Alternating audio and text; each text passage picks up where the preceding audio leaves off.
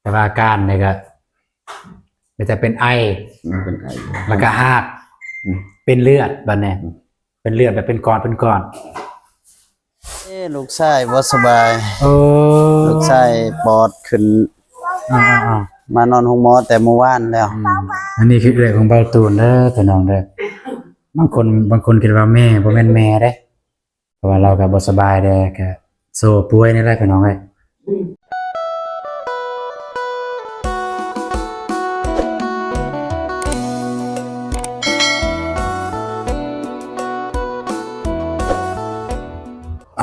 กล่าวตัวตายสบายดีเด้อสบายดีพ่อแม่พี่น้องก็สุขคนเนาะยินดีต้อนรับ2อาตูนชาแนลพี่น้องเนาะเพราะว่าอยู่ภายในหรือต่างประเทศมื้อนี้บ่ตูนก็บ่ได้ไปกับทีมงานพี่น้องเอ้ยก็มายืนเปิดคลิปนี่อยู่นี่เลยพี่น้องเอ้ยเนาะเพราะว่าพี่น้องของบ่ตูนก็บ่ตูนหาก็ฮู้พี่น้องเข้าห้องหมอก็คือไอ้เคยทางภาษาไทยเพิ่นเอิ้นว่าจังไดเนาะบ่ตูนก็บ่ฮู้คือกันภาษาไทยคือไอ้เคยหรือว่าพี่อ้ายนี่แหละพี่น้องเอ้ยเข้าห้องหมอได้ประมาณ3มื้อแล้วบ่ตูนบ่ฮู้หาหมูตอนเช้านี่โอ้ตอนเช้าทางอ้ายอยู่เรือนเพิ่นบอกว่าให้ไปหาแหน่ไปหาไอ้เคยเข้าห้องหมอฮะบ่ตูนก็บ่รู้บัดนี้บ่ตูนก็กำลังเตรียมตัวว่าสิไปถ่ายงานนำทีมงานนั่นแหละว่าสิไปเฮ็ดเรือนน้องสาลีไปเฮ็ดซอยสร้างซอยทีมงานนั่นแหละแต่บ่ได้ไปพี่น้องเอ้ย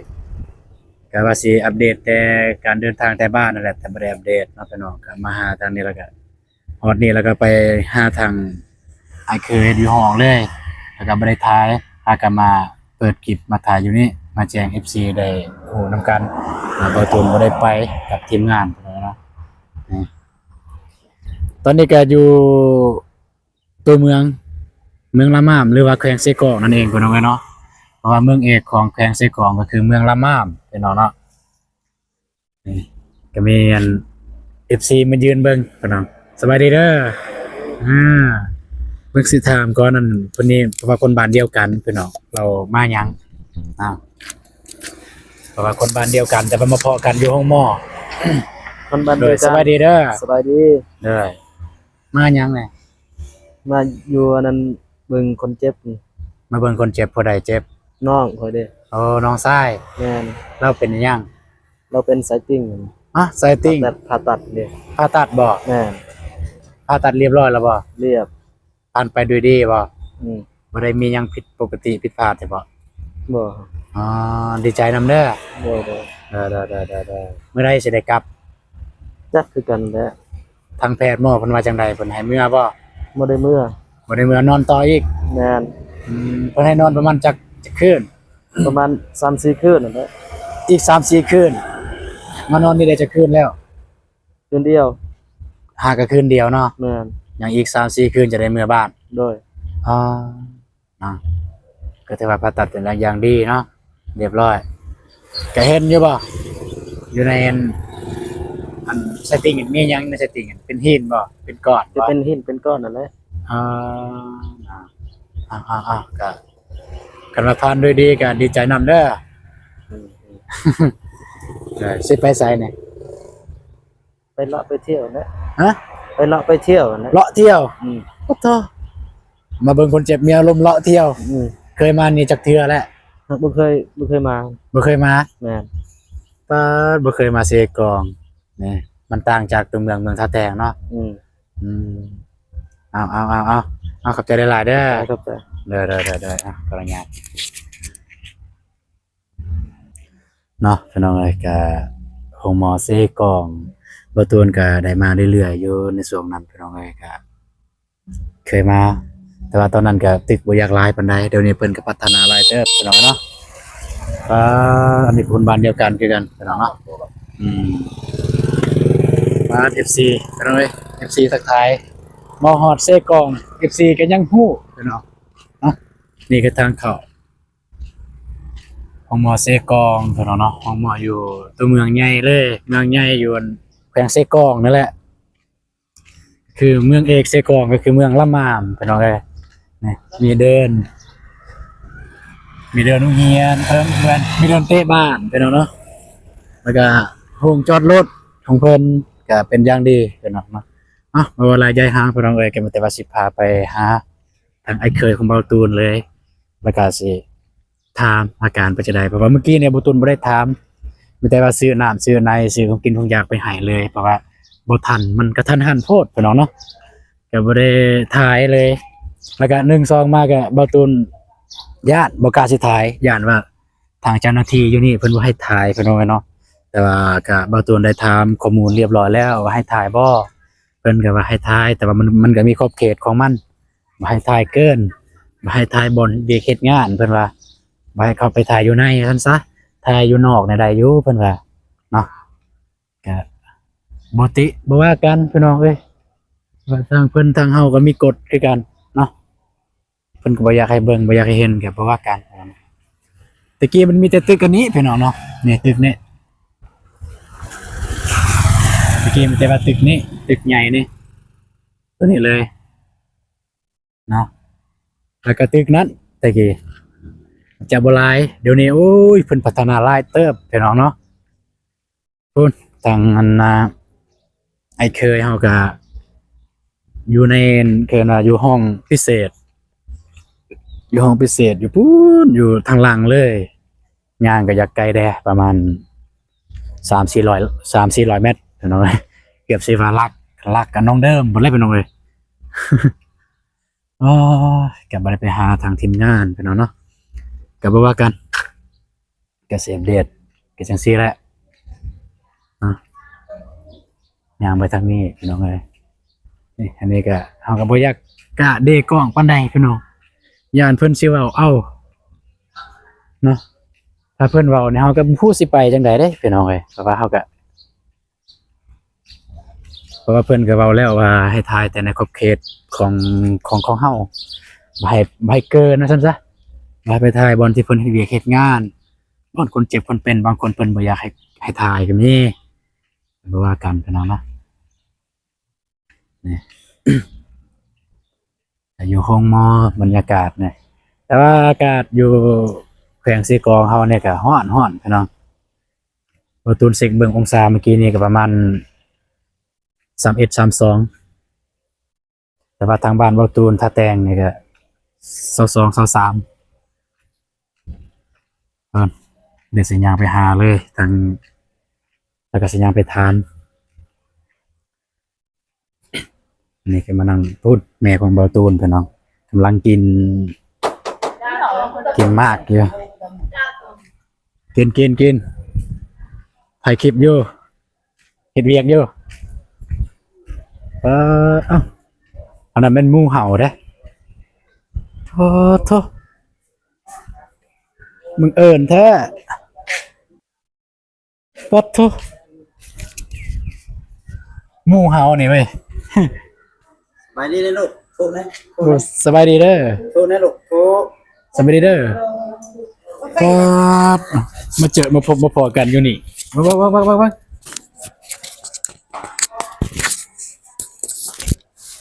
สบายดีเด้อทักทายกองแด้ สบายดีเด้อ พ่อแม่พี่น้อง เป็นจังไดมาจังไดเนี่ย ดีลูกชายบ่สบาย โอ้ ลูกชายปอดขึ้น อ่า มานอนห้องหมอแต่เมื่อวานแล้วโดยบ่เฮ็ดลูก ๆเลยอันนี้เป็นหมูเห่าซื้อน้อยพี่น้องเฮาเคยเล่นนำกันคุณอยู่ท่าแตงตะกี้ ครับแม่นแล้วสบายดีเด้ ได้ลู อก จักคนแล้วเนี่ย สองแล้วเว้ย สองแล้วบ่ ส เนี่ย องแล้วสองเด้นี่ผู้ที่สองแล้วเด้นี่ ผู้ที่สอง อืม แล้วลูกเป็นอีสังเนี่ย ปอดอักเสบ ปอดอักเสบเนาะ พยาธิเก่านะ โดยอันนี้แม่เฒ่าบ่ นี่ไม่เท้า โดยสบายดีเด้อโดย อันนี้ เอาเป็น นี่ เพิ่นมาเป็นหมู่กันแบบนี้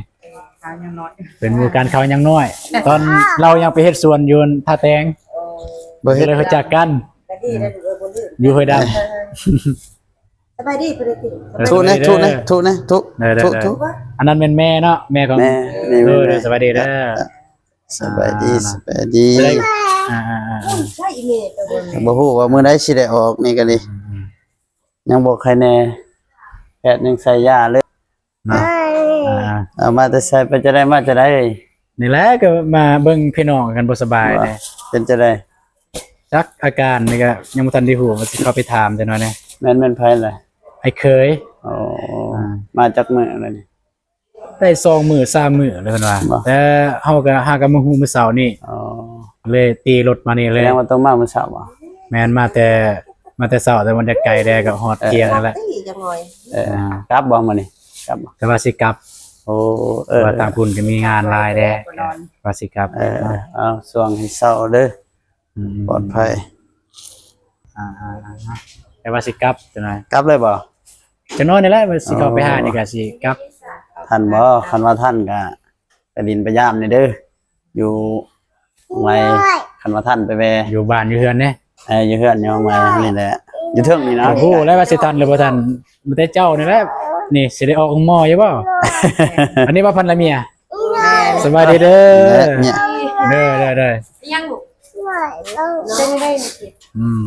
ก็ยุง อันนี้คือพันละเมียของ ลงนะ เสี่ยวเฮา อันนี้ก็เมีย เคย ข่อย รู้จักกันแล้วนะ เอาให้ เด้อ เป็นแม่เลย ไปสิไปไส เมื่อ อ่ะก็พี่น้องเอ้ยก็สิ เปิดก็บ่ทัน สิฝากอยู่นี่เลยพี่น้องกระเทือนได้พบได้พอแล้วทางหมู่เฮานี่ก็เพิ่นก็สร้าง YouTube คือกันพี่น้องเนาะก็อย่าลืมฝากไปกดไลค์หรือกดติดตามพี่น้องเนาะ ฝากในอยเด้อส่องสิทธิ์น้องซ่าชาแนลเนาะ แต่ว่าคือว่าเห็นจมว่ามีปัญหาอะไร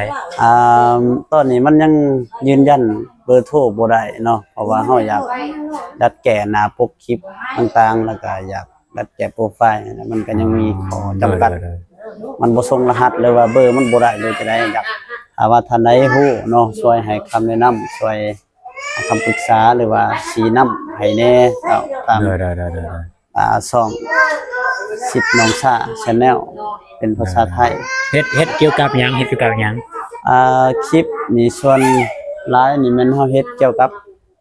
อันวิถีชีวิตแล้วก็ตลกเฮฮาบันเทิงเพื่อความบันเทิงแล้วก็การเดินป่าหากิน อ๋อ ประมาณนี้ หลากหลาย เลย ลองกำลังเฮ็ดนะ จะได้ขอให้ผ่านไวๆเด้อ เจ้า เด้อ ขอบใจเด้อ เอาสิบ่รบกวนเลยมันแต่ว่าสิทักไส เจ้า สิเซตหา ได้คันว่าท่านเนาะคันว่าท่าน เด้อ ไปแว เด้อได้แต่ว่าสิเซตหาทางเฟซเลย ได้ เดี๋ยวเฮาก็สิไปหาพี่น้องก่อน โอเค เด้อขออนุญาตก่อนโอเคไปก่อนเด้อเนาะก็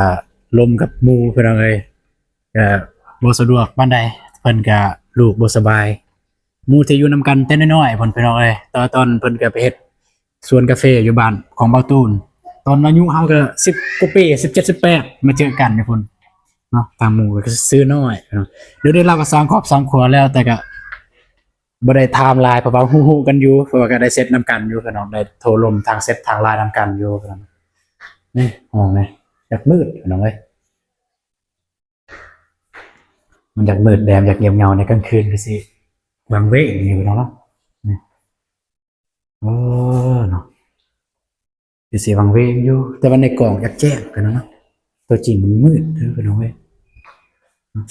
นี่แหละห้องพุ่นไอ้เคยนอนนี่พุ่นก็สิเข้าไปตักทายเลยพี่น้องเอ้ยเนาะ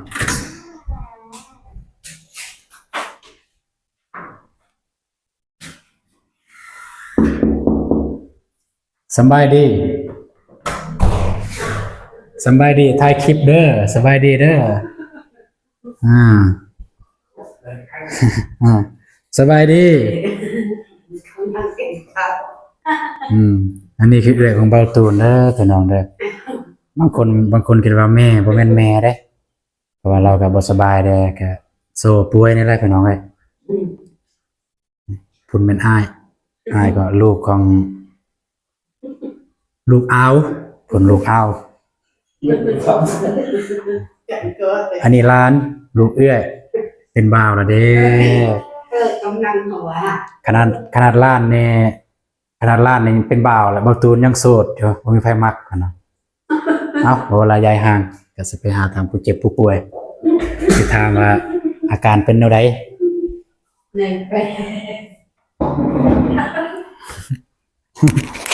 เว้าได้บ่ได้อยู่เนาะว่าจะตั้งไมค์อยู่นี่นะให้ได้ยินเสียงนะเป็นจังไดอาการนะแพทย์หมอว่าจังได เขาว่าเจ็บแล้วเขาว่าขนาดนี้ก็เจ็บ เจ็บ เจ็บเป็นนั่นแหละ อาการเนี่ยมันเริ่มเต็มมือใดด้นแล้วเปล่า เริ่มเป็นเมื่อวานมื้อเชิญ เป็นแต่มาวันมาเสือรู้สึกที่ใดอาการเนี่ย กันก็ดีขึ้นแล้ว บอกว่าตอนนั้นนะ ตอนนั้นอาการมันเข้าหักบ่ได้นะมันเป็นก้อนนะ โอ้เวลาหักแล้วเป็นก้อน เป็นก้อนเลือดเป็นก้อนนะ หักเลยว่าไอเนี่ยบ่ เขาไอเขาหากันแหละ แล้วรู้สึกว่าเมื่อยบ่ รู้สึกเมื่อยแล้วตอนนั้นก็ไม่ดีแล้ว ตอนนี้ใครแน่แล้วนะมานอนห้องหมอจากคืนแล้วเนี่ย 2 3 ใครแน่แล้วเนาะเดี๋ยวนี้เนาะแพทย์หมอว่าจะให้เมื่อบ้านบ่ กันจะวิการจังก็เลยแบบเหมือนเมื่อยแล้ว มือได้มือแล้วเนาะ เหมือนแล้ว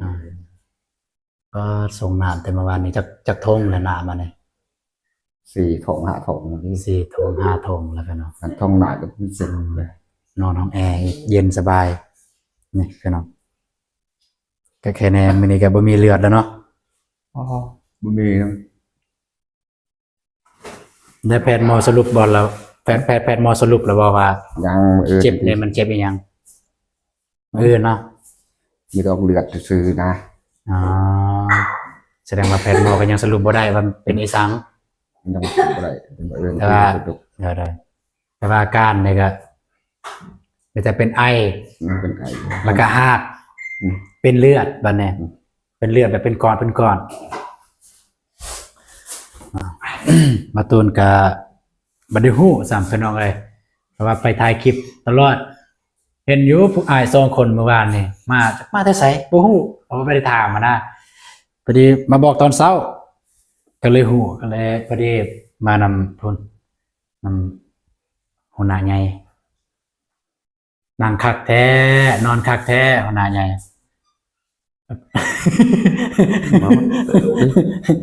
นะก็อย่าว่ากันว่าเลยได้ยินประตูนหัวแล้วก็เอื่อยหัวกันเป็นอื่นคือมีอารมณ์แล้ว เพราะว่าทางไอ้เคยเขาก็รู้สึกอาการไข้แน่แล้วดีขึ้นแล้วแต่มีอารมณ์แน่มีอยากหัวแน่เห็นว่าเนาะคันแบบว่าอาการมันหนักขึ้นเขาก็บ่มีอารมณ์อันนี้แบบ อย่าได้จนแพทย์หมอว่าสิเอาปรับให้มันเบิดไหวบ่ได้เนี่ยอันนี้นี่คิดว่านี่มื้อแรงแล้วจังสิเบิดแน่เที่ยงคืนพุ่นแล้วสิเบิดแน่ เช่นเคยมันแบบมันนุ่นแรง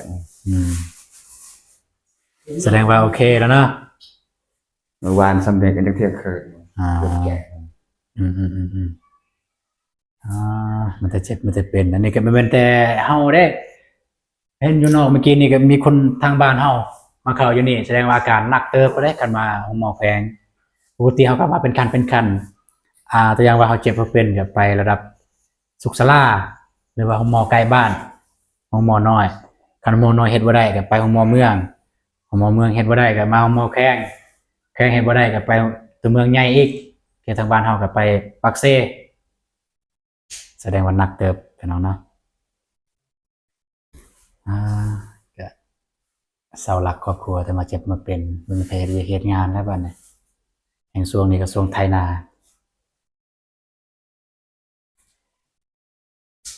โอเคมันแต่ว่าสิกลับก่อนเด้อมีหยังก็โทรใส่สิกลับก่อนก็พุ่นลานทรายว่าสิเมื่อนำ quê bơ Mỹ อืม bơ với bạn vậy đó Mỹ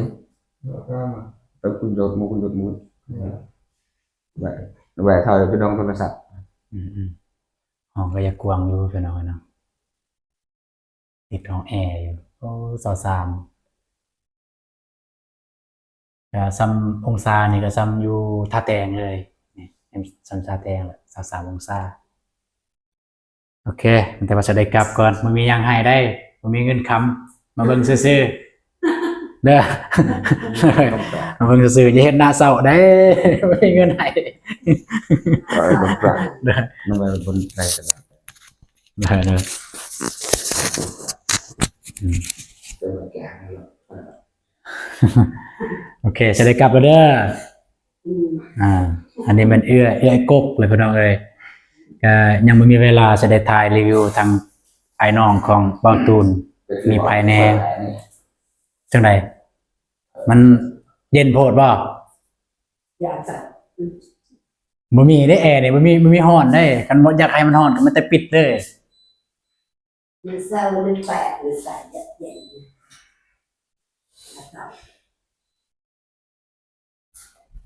28คือบ่เลย30เลย31คันอยากให้มันร้อน แล้วก็ปากให้ยาเลย โอเคทุกคนเลยเวลายายห่างกันแต่แสดงเมื่อแบบนี้นะ giống bảy โอเคไปเมื่อเอา ไปเลย có đâu có thể đoán เก็บเครื่องเก็บของก่อนพี่น้องเอ้ยจึงแสดงเมื่อโอเคทุกคนเลยกับบตุนก็แสดงออกเมื่อแล้วเพราะว่าอยากคำเนี่ยมันใกล้แดดพี่น้องเนาะ